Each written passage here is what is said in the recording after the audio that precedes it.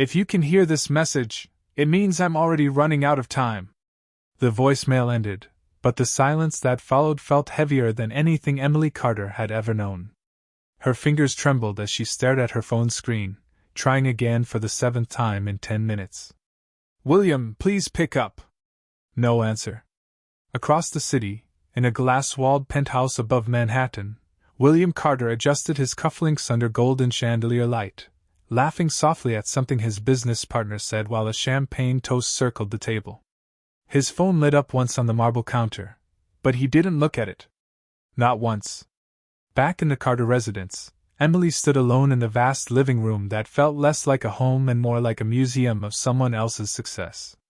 Floor-to-ceiling windows showed the city stretching endlessly, alive and indifferent. She placed one hand gently over her stomach, feeling the quiet rhythm of twins growing inside her, a fragile reminder of everything she was holding together alone. A notification from her doctor flashed on her screen. Immediate evaluation recommended. Do not delay. Emily exhaled slowly, steadying herself against the edge of the couch.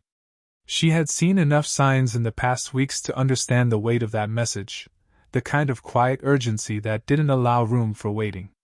She reached for her phone again, dialing William one more time.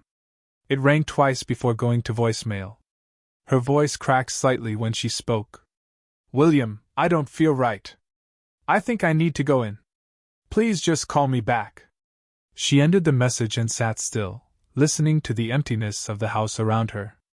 Somewhere far away, laughter rose from William's world, a world made of polished glass and endless conversations she was no longer part of.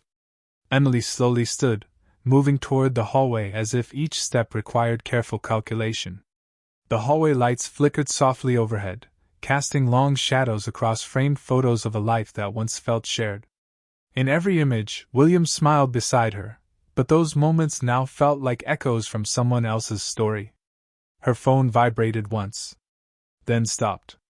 Not a call. Not William. Just another reminder from the hospital system urging immediate care. Emily closed her eyes for a brief second, placing her palm against the wall to steady herself. And in that stillness, she made a decision she didn't say out loud. Not yet. Because somewhere in the distance, a storm was already beginning to gather, and tonight would be the night everything changed in ways no one saw coming. Emily Carter stepped out into the cool Manhattan evening air, the city lights blurring slightly as she tried to steady her breathing. Every instinct told her to wait, to give William one more chance to answer, but the silence from his side of the world had already become its own answer. She called a rideshare, her hand resting protectively over her stomach as she gave the address of the nearest private medical center. The driver arrived within minutes, a quiet man who noticed her pale expression but said nothing as they merged into the flow of late-night traffic. The city outside the window moved in streaks of gold and white, but Emily felt as if she were suspended in a separate reality, one where every passing second carried more weight than the last. Her phone lit up once during the ride, but it was not William. It was a reminder from the hospital system urging immediate evaluation. She pressed her lips together, forcing herself to stay calm, repeating the doctor's earlier instructions in her mind as if they were the only thing anchoring her to reason. By the time she arrived, the medical center felt unusually quiet, the polished floors reflecting soft overhead lights that made everything feel distant and unreal. A nurse at the front desk immediately recognized her name and guided her into a private examination room without hesitation. Emily sat down slowly, her movements careful, her breath measured, as monitors were prepared around her. Each soft beep of equipment seemed to mark time more precisely than any clock ever could. When the doctor finally entered, her expression was calm but focused, the kind of professionalism that carried both reassurance and urgency at the same time. She reviewed Emily's chart carefully before speaking in a steady voice about the importance of immediate observation and continuous monitoring. Emily listened, nodding slightly, but her mind drifted back to William, imagining him in a room full of laughter and clinking glasses, completely unaware of where she was or what she was hearing. She tried calling him again, this time letting it ring longer, but the call went unanswered and eventually returned to voicemail. She did not leave another message. Instead, she placed the phone face down beside her and stared at the ceiling, trying to focus on the rhythmic sound of her own breathing. Minutes passed, then more, until a soft knock came at the door. A nurse entered quietly with updated equipment, speaking gently about next steps, about observation, about staying ahead of any complications. Emily thanked her, her voice softer than she intended, as if speaking too loudly might break something fragile inside her. Somewhere deeper in the hospital, footsteps echoed down long corridors, but she did not look up. Instead, she closed her eyes for a brief moment and pictured a different version of the night, one where William would walk through the door, out of breath, concerned, present. But the door did not open for him.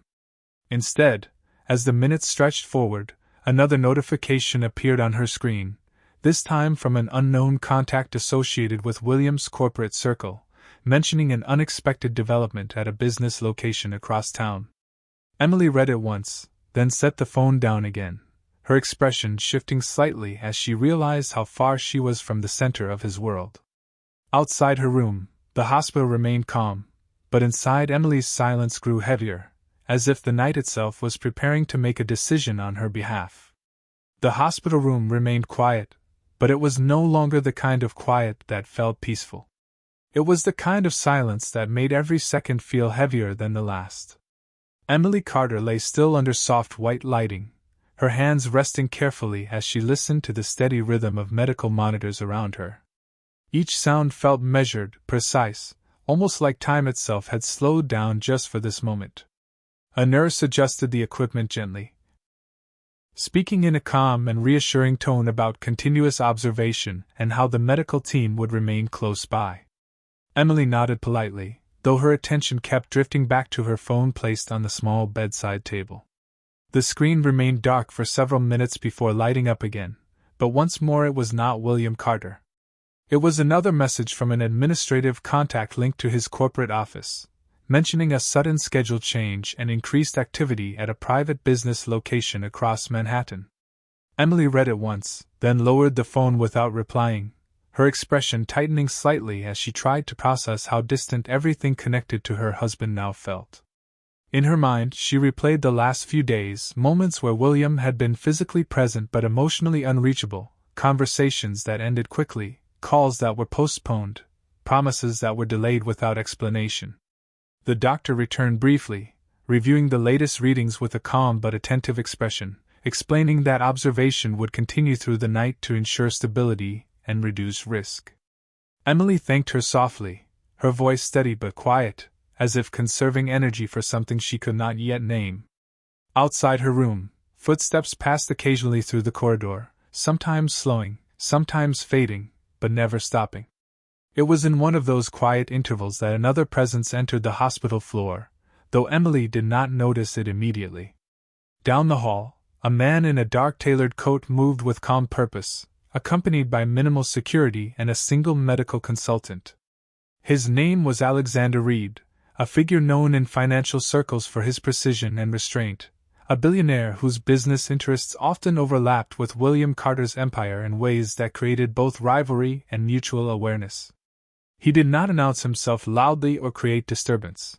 Instead, he paused briefly at the nurse station, speaking in a low and controlled tone, asking only for confirmation of patient status under strict privacy guidelines. The staff responded professionally, directing him toward the correct wing without unnecessary detail. As he approached the private care corridor, his expression remained unreadable, but there was a subtle shift in focus when he reached Emily's room.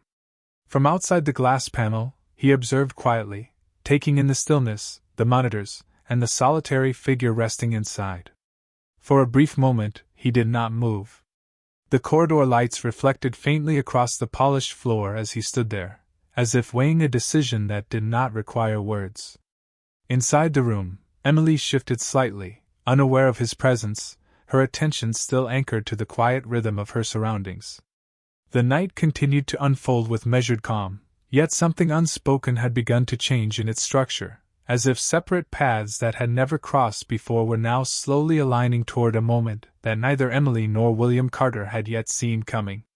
The night in Manhattan deepened as the hospital corridors grew quieter, the steady rhythm of footsteps fading into occasional distant echoes that seemed almost hesitant to disturb the silence.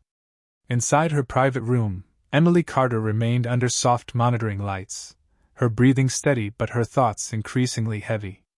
The presence of medical equipment around her created a constant, gentle reminder that time was no longer something she could ignore or postpone. She adjusted slightly in the bed, one hand resting protectively over her stomach, while her other hand hovered near her phone as if waiting for it to finally change her reality. It did not. Instead, it remained still, offering only the same absence she had grown painfully familiar with throughout the evening.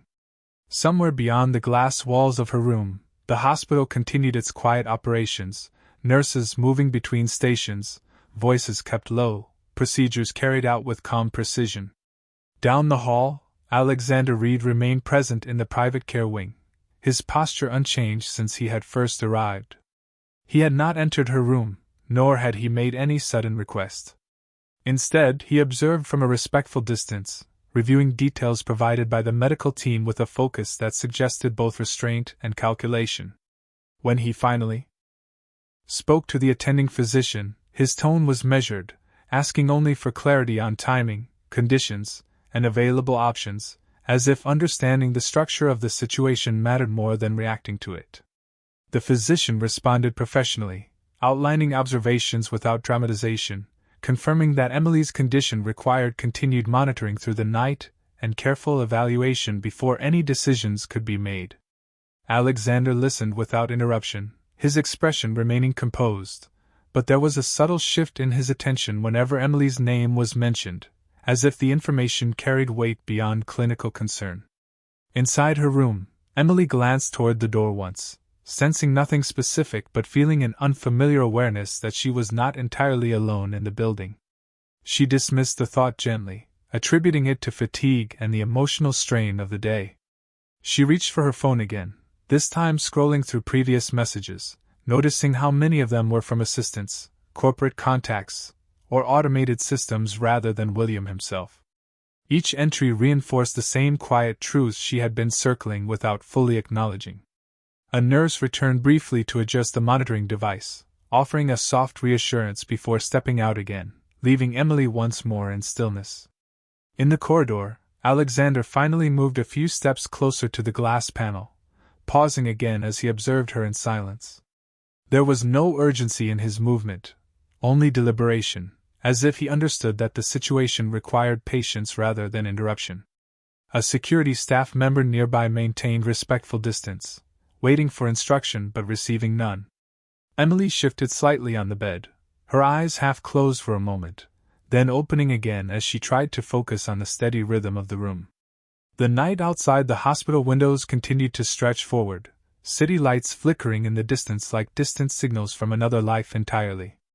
And somewhere within that expanding quiet, the paths of two separate worlds continued to drift closer together without yet revealing what would happen when they finally met.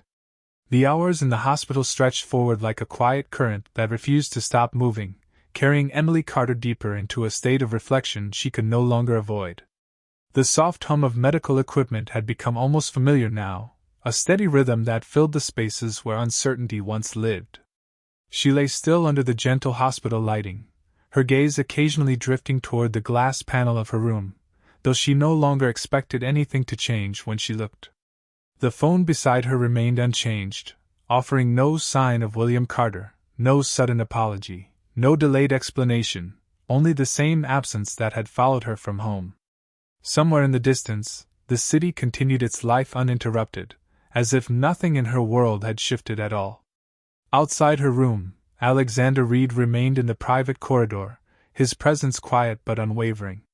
He had not attempted to impose himself into her space, yet he had also not left, as if something about the situation required him to remain close without crossing a line that had not yet been drawn.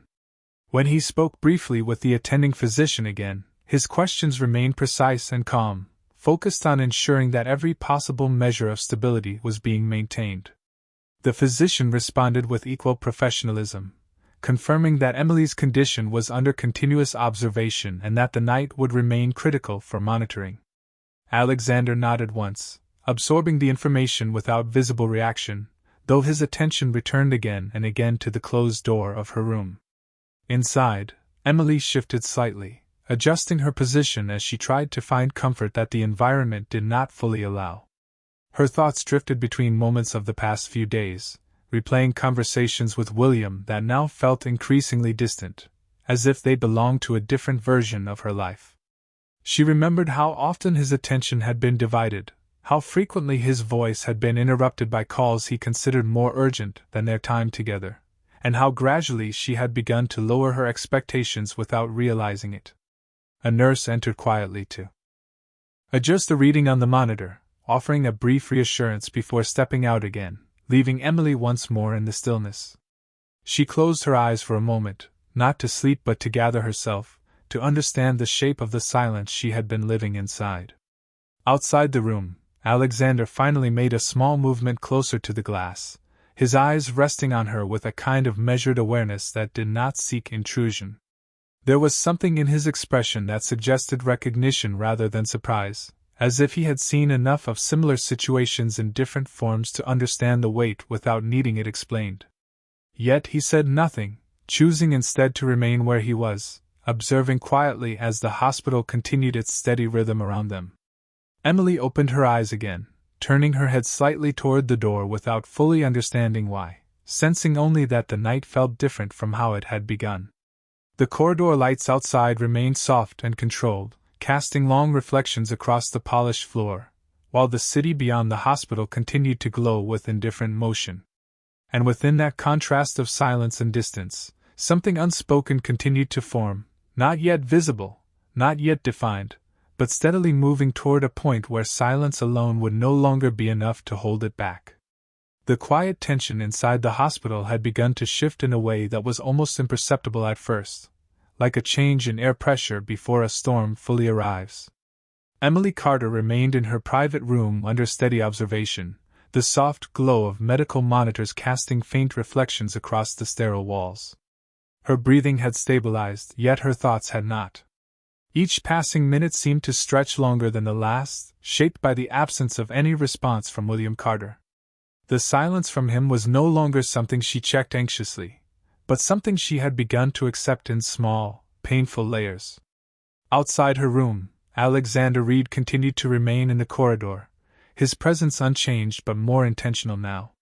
He had reviewed updated information provided by the medical staff and had spoken briefly with hospital administration to ensure that all protocols regarding privacy and emergency support were being followed correctly. There was no urgency in his movements, only a controlled patience, as if he understood that certain situations required stillness before action. Inside the room, Emily slowly turned her head toward the window, where faint city lights shimmered in the distance. Manhattan stretched endlessly beyond the glass, alive with movement and noise that felt entirely disconnected from her current world. She thought briefly about William again, not with anger, but with a growing sense of distance, as if he were becoming a figure she could observe rather than someone she belonged to. The nurse entered once more, checking the monitors and offering a brief update in a calm voice, explaining that stability remained consistent and that continued observation was still necessary. Emily nodded quietly, her attention drifting between the nurse's words and the soft vibrations of her own thoughts. When the nurse left, silence returned, deeper than before. In the corridor, Alexander finally received a discreet update from a member of his private team. The information was brief, confirming increased corporate activity linked to William Carter's business division across multiple locations in the city. Alexander read it without reaction, then lowered the device, his focus returning once again to Emily's room. There was something in the timing of everything that he did not ignore, though he did not yet assign meaning to it. Instead, he remained where he was, observing the situation with a clarity that suggested he was waiting for a moment that had not yet arrived. Inside the room, Emily adjusted slightly, her hand resting near the edge of the blanket as she stared at the ceiling. Her mind replayed fragments of the evening, each one connecting to a larger realization she was not yet ready to fully name. The pattern was no longer just absence, but structure, a pattern of distance that had been forming long before tonight. She exhaled slowly, grounding herself in the present moment, aware that she could not change anything by reaching backward into unanswered calls or unfinished conversations. Outside her door, Alexander took one slow step closer, stopping again at the glass panel. He did not enter, nor did he signal his presence beyond what was necessary. Instead, he simply observed, as if acknowledging that certain moments in life required witness more than intervention. Emily turned her head slightly again, not seeing him directly but sensing the quiet weight of presence beyond the door. The hospital remained calm, the staff moving with practiced efficiency through their routines, but beneath that surface calm, something subtle was beginning to align, like separate threads gradually drawing toward a single point that none of them had yet fully recognized. The night had reached a deeper hour, where Manhattan outside the hospital windows seemed to slow its heartbeat, lights stretching into soft, golden trails across the dark skyline. Inside the private medical wing, Emily Carter remained under steady observation, her condition stable but still requiring continuous monitoring. The quiet hum of machines created a rhythm that filled the room, a constant reminder that time was still moving even when everything else felt suspended. Emily's eyes remained open now, no longer drifting in and out of rest, but focused on the ceiling as if searching for meaning in its stillness. Her phone lay untouched beside her, its screen dim, no longer the source of expectation it had been earlier in the night.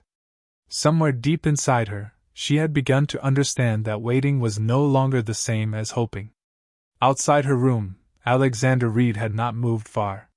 He stood in the corridor with the same composed posture, but there was now a subtle shift in attention, as if the unfolding situation had reached a point that required closer observation. He reviewed another brief update from his team, this time confirming increased activity tied to William Carter's corporate network, involving urgent communications and unexpected movement between offices across the city. The information was factual, but the timing created a pattern that Alexander did not ignore.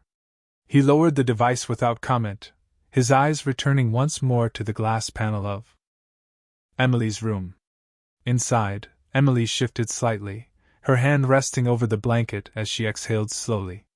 The medical staff had assured her stability remained consistent, yet her thoughts were no longer anchored only in physical condition. They were beginning to drift toward understanding the absence that had defined her entire night. William had not called back. Not once. Not even a message that acknowledged what she had said.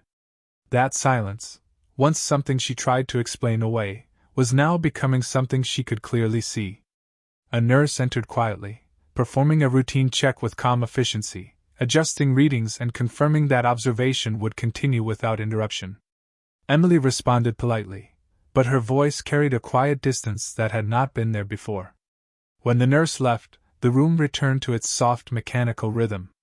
In the corridor, Alexander finally made a small decision.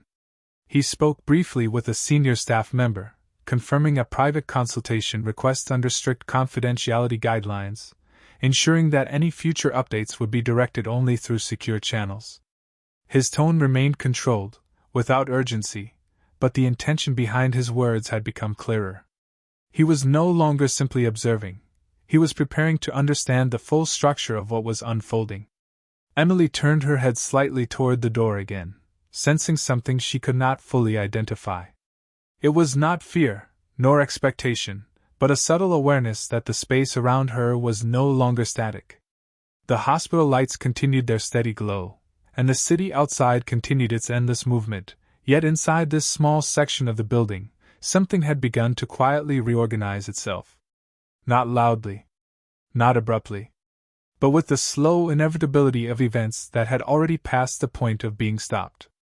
The hospital had entered a deeper hour of the night, the kind where even Manhattan's endless motion outside the windows felt softened, as if the entire city had lowered its voice.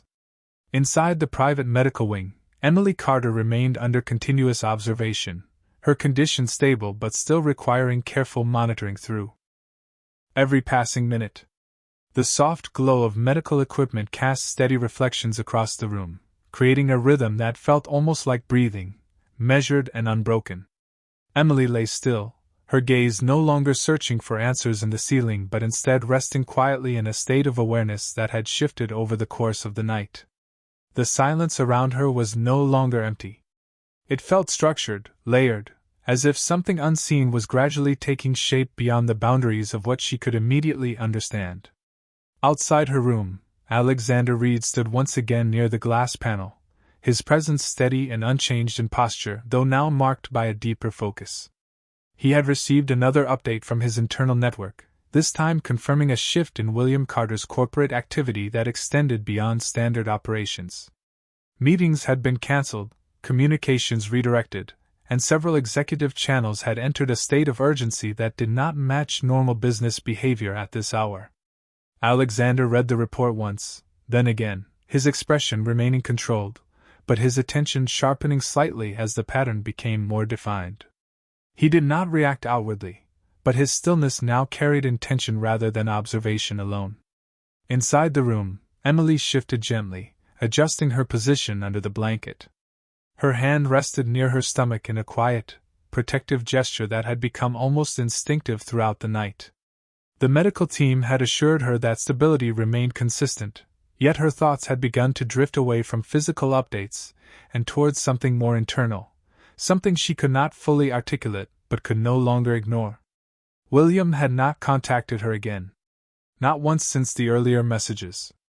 Not even a brief acknowledgement. The absence had begun to settle into her awareness not as confusion, but as recognition. A nurse entered quietly, performing a routine check of the monitors and confirming readings with calm precision before offering a brief reassurance that observation would continue without interruption. Emily responded softly, her voice steady but distant, as if conserving emotional energy for something still undefined. When the nurse left, the room returned to its quiet rhythm of machines and soft lighting. In the corridor, Alexander finally made a small but decisive move. He stepped away from the glass panel and walked a short distance down the hall, where a private staff liaison waited. Their conversation remained brief and discreet, focused on confirming confidentiality protocols and ensuring that any further developments related to the Carter case would be escalated through secure channels only. There was no urgency in his tone, but there was clarity in his direction. When he returned to his previous position, he did not resume passive observation in the same way as before. Instead, his focus shifted between Emily's room and the flow of information arriving from his network, as if aligning two separate streams of reality. Inside, Emily turned her head slightly toward the door again, sensing a presence beyond it that she could not define. It was not fear that surfaced, but a quiet awareness that the night was no longer unfolding in isolation. Something had begun to extend beyond the boundaries of her immediate experience, connecting distant decisions, unseen movements, and silent absences into a pattern she was only beginning to perceive. The hospital remained calm, its staff continuing their careful routines, but within this single corridor, the atmosphere had changed in a way that could not be measured by monitors or reports. It was a change defined only by timing, silence, and the growing sense that every moment moving forward would carry consequences that had already been set in motion. The night had reached its deepest hour, where Manhattan outside the hospital windows appeared almost still, as if the entire city was holding its breath without realizing it. Inside the private medical wing, Emily Carter remained under continuous observation, the steady rhythm of medical monitors now feeling less like equipment and more like a structured language she had learned to understand. Her condition had remained stable through the final hours of the night, but the emotional weight of everything around her had changed in ways no chart could record. The silence from William Carter had not broken. It had only grown more definitive, no longer a gap waiting to be filled, but a conclusion forming itself in real time. Outside her room, Alexander Reed stood closer than before, no longer at the edge of the corridor but within clear proximity to the door, his presence calm yet fully attentive. He had received the final update from his network moments earlier, confirming that William Carter had entered an emergency corporate situation involving multiple divisions and internal communication breakdowns across Manhattan. The information was factual, but its timing aligned too precisely with everything that had unfolded through the night. Alexander did not move immediately. Instead, he remained still for several seconds, absorbing the structure of events as if mapping invisible connections between separate worlds. Inside the room, Emily turned her head slightly toward the door again, sensing a shift she could not explain in physical terms. The atmosphere felt different now, not heavier, but resolved, as if something long in motion had finally reached a point of irreversible direction. A nurse entered quietly, performing a final check of the monitors and confirming that Emily would remain under observation until morning. Her tone was steady, professional, but softened slightly when she spoke, as if acknowledging that the hardest part of the night had already passed. Emily thanked her quietly, her voice calm but distant, carrying a sense of exhaustion that was no longer purely physical. When the nurse left, the room returned once more to silence, but it was no longer the same silence that had defined earlier hours. It felt structured, almost final. In the corridor, Alexander finally made his decision. He stepped forward and opened the door without urgency, entering the room with measured composure. Emily turned her head toward him, not startled, but aware. He did not speak immediately. Instead, he looked toward the monitors briefly, confirming what he already understood from the reports, then shifted his attention back to her with a steady calm. When he finally spoke, his voice was low and controlled, offering only clarity rather than interpretation, stating that external circumstances surrounding William Carter had escalated significantly, and that communication remained unresolved. Emily listened without interrupting, her expression steady, as if she had already begun to understand that distance often reveals truth more clearly than explanation. For a long moment, neither of them spoke again. The hospital around them continued its quiet rhythm, unaffected by personal collapse or corporate disruption. Then, as the first faint signs of morning began to approach beyond the skyline, Alexander stepped slightly aside, allowing space rather than direction. Emily looked toward the window, where the first trace of daylight was beginning to appear above Manhattan, soft and uncertain. In that moment, nothing was resolved completely, yet nothing remained as it had been. Somewhere far beyond the hospital walls, decisions had already been made that would reshape what came next, even if none of them had fully arrived yet at the moment of understanding.